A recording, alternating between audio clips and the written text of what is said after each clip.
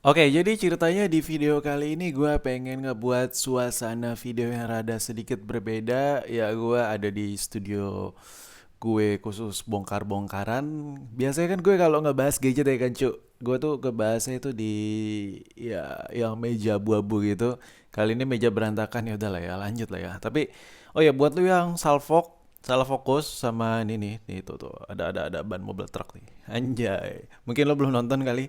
Anjay, gua baru buat nih gua. Jadi ini Canter gue rakit jadi RC. Lo bisa lihat tuh. Dan nih ya, gue kasih lihat ke lo. Pintunya, Cuk. Buset. Ini benar-benar like the real thing ya kan. Kayak aslinya gitu nih truk Canter nih RC.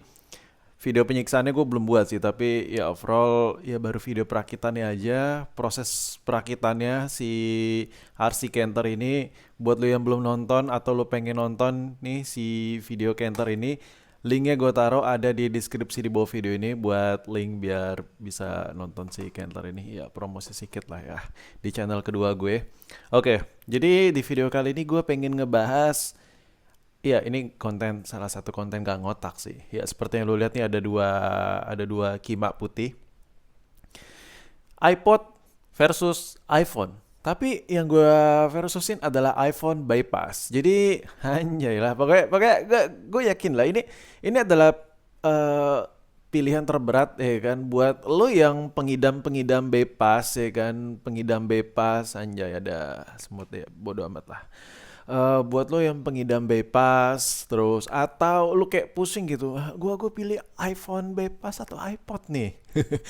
Untuk itulah video nggak ngotak ini hadir di peradaban YouTube. Oke, yang lo lihat sini adalah iPhone 6. Wah, kesenggol kamera gue.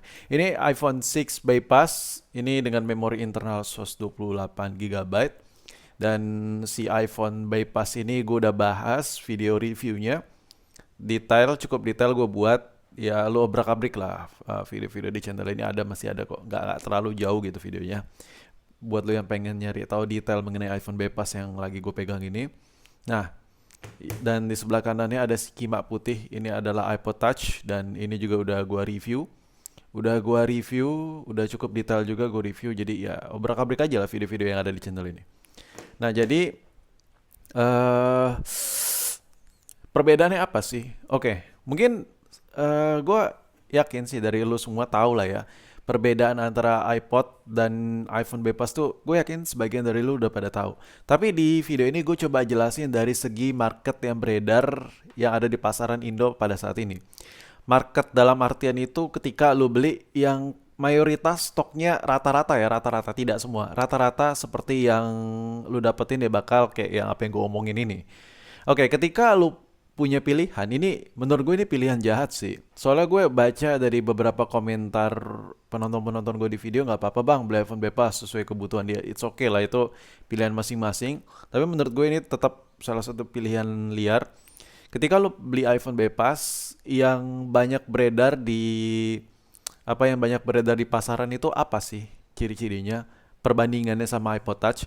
Kalau masalah plus minus antara iPod Touch dengan iPhone bebas sama-sama nggak bisa pasang kartu, it's okay. Itu udah rahasia umum lah.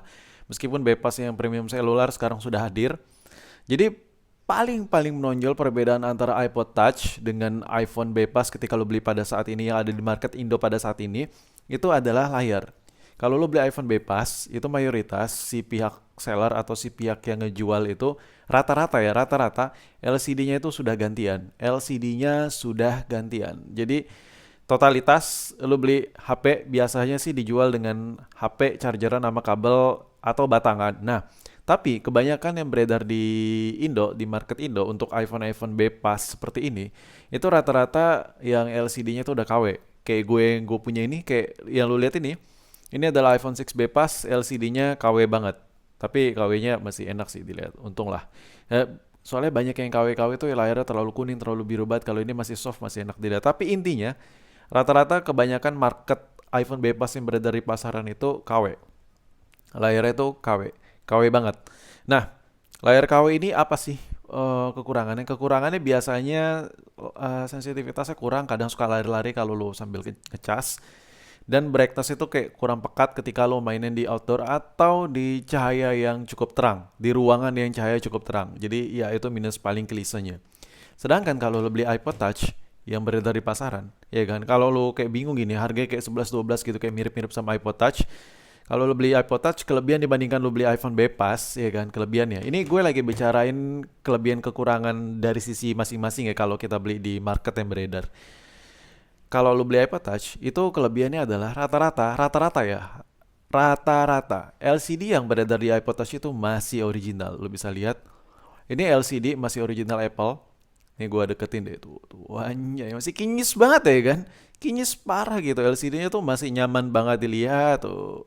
Masih gurih lah ya tuh. Masih gurih banget lah intinya. Masih endes lah tuh buat dimainin. Maksudnya buat layarnya tuh gua suka tuh. Yang kayak gini-gini tuh enak gitu.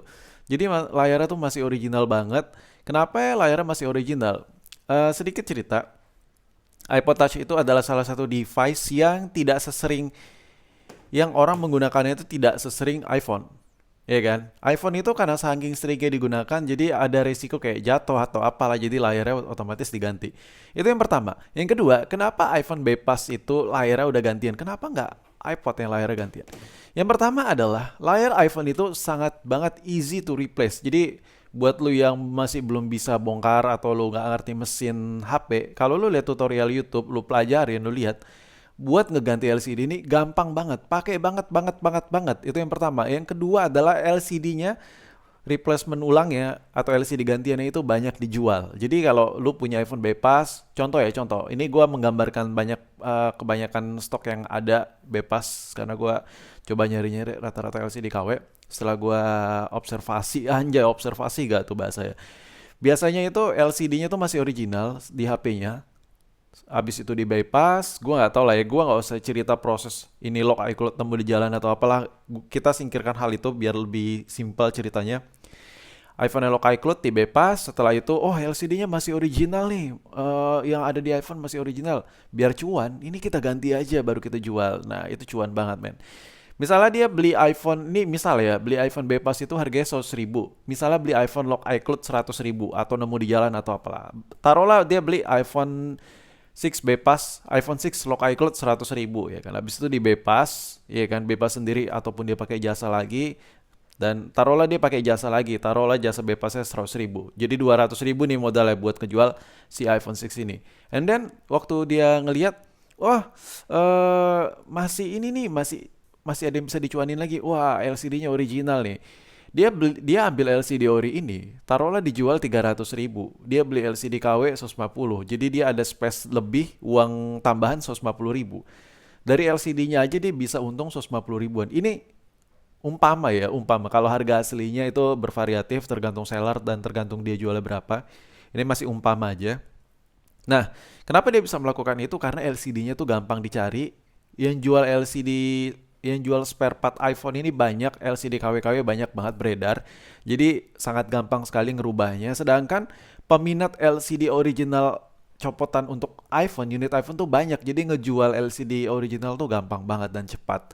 Nah, sedangkan kalau kita flashback ke iPod, ya kan, ke iPod. Nah, ini nih kalau kita flashback ke iPod, ini sangat sulit sekali buat lu ganti LCD ini. Ini masih original dia, ini masih original. Mungkin gue yakin sih di luar sana ada beberapa seller yang nyoba. Misalnya ini LCD masih original dan lu nyari gitu LCD yang buat ngegantiin ini. Memang bukan original. Ada yang bukan original, tapi harganya mahal men. LCD iPod Touch ini harganya nyaris 2 kali lipat harga LCD KW iPhone ini meskipun KW.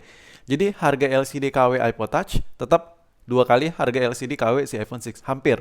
Bahkan ada yang 2 kali lipat lebih mahal. Ya itulah kenapa rata-rata market yang ada di iPhone bebas tuh LCD-nya KW. Sedangkan yang di iPod Touch itu LCD masih original. Ini gue jelasin dari sisi keuntungan dari segi market ya. Kalau market udah jelas, otomatis si iPhone LCD non original hampir semua, sedangkan iPod rata-rata mayoritas masih original bawaan Apple. Nah, sedangkan dari kekurangan dan keluhan lain, gue yakin lu udah pada tahu kekurangan keluhan yang ada di iPhone bebas dan iPod Touch. Jadi di video ini gue hanya menjelaskan dari sisi marketnya aja biar videonya jauh lebih berbobot karena gue yakin sudah cukup banyak video-video yang ngejelasin antara iPod dan iPhone bebas Dan ya mungkin sampai di sini video gue mengenai iPhone dan iPod Touch secara bebas, perbedaannya apa sih yang paling signifikan. Selebihnya kalau dilihat dari segi unit, untungan mana sih Bang sebenarnya kalau dibeli antara iPhone atau iPod? Sebenarnya gini, kalau seandainya ini LCD pun masih original, ya kan, gue tetap lebih ngerekomendasiin lo ke iPod. Kenapa? Meskipun gak bisa SIM card. Karena gini, yang namanya aplikasi ini, kalau buat penggunaan jangka panjang ya, penggunaan jangka panjang. Yang namanya aplikasi ini dia kadang kadaluarsa terhadap OS tertentu. Misalnya sekarang masih OS 5 misal ya. Tiba-tiba ada upgrade OS 6 dan sedangkan minimum yang dibutuhkan untuk upgrade itu OS 6. Ya, aplikasi lu udah nggak bisa update lagi ke situ karena ya lu pakai iPhone bypass, nggak bisa update, otomatis apps yang tadinya udah banyak dan lain-lain, backup manajemennya rada susah, agak ribet dan akhirnya ya entahlah itu buat multimedia, ya kan buat entertainment atau buat kerjaan itu semua jadi terganggu. Itu jeleknya bebas. Makanya gue kayak gimana gitu terhadap unit bebas. Sedangkan iPod meskipun dia iPod gini, kurangnya tuh dari sisi penggunaan cuman satu, nggak bisa pasang SIM card tapi bisa diakalin ada case-nya, nggak bisa pasang SIM card dan nggak bisa telepon dan SMS. Itu aja kurangnya, tapi itu semua bisa diakalin. Dan kalau dari segi hardware kurangnya apa sih Bang dari ketimbang iPhone? Ya, gue sebutin ya. Speaker atas itu kurangnya. Speaker atas kurangnya kalau nggak ada apa sih kurangnya kalau lu video call suara lu tuh kurang jernih kalau pakai iPod. Sedangkan pakai iPhone kalau video call suara lu tuh jernih karena di speaker ini ada mikrofon tambahan. Jadi kalau lu video call cocotan lu tuh langsung kerekam dari mikrofon atas, mikrofon speaker. Sedangkan kalau lu video call pakai iPod lebih ya gue saranin lebih prefer lu pakai handset, handsfree atau AirPod ya biar ada mic tambahan karena kalau langsung pure lu video call kayak gini speaker dia mikrofonnya itu ada di sini doang, ada di bagian titik ini. Jadi buat mikrofon ini nggak ada. Ya itu dari sisi hardware dan yang kedua dari sisi hardware adalah replacement dari iPod ini agak susah buat dilakuin di Indonesia, entah itu dari segi baterai LCD atau spare part manapun. Jadi kalau ada yang rusak dari iPod itu rada lebih rebek lagi, lebih susah lagi ketimbang yang ada di iPhone. Dan anjay, bacotan gue udah cukup banyak. Mungkin udah cukup jelas kali ya perbedaan antara iPod Touch atau iPhone bebas. Gue nggak tahu lu mau milih yang mana terserah, tapi semuanya sama-sama balik lagi ke lu lagi. Gue nggak ada yang bilang lebih worth it ini lebih worth it itu, terserah balik lagi ke kebutuhan lu. Ya anjay, promosi sedikit lah ya. Habis nonton video ini lanjut lah kali nonton si Kenter ini. Capek gue buat Ecu. Ini kenter-kenterannya gue buat ini gila sih. Gue begadang main bikin ya. Mumpung lagi ada waktu luang ya kan. PPKM ya kan. Jadi ya udahlah anjay. Video penyiksaannya belum sih. Tapi ya udahlah ya. Nih link video si Kenter ini ada nih di bawah. Habis nonton ini lanjut lah kali ke situ. Ya kan. Ya minimal numpang di selek kali.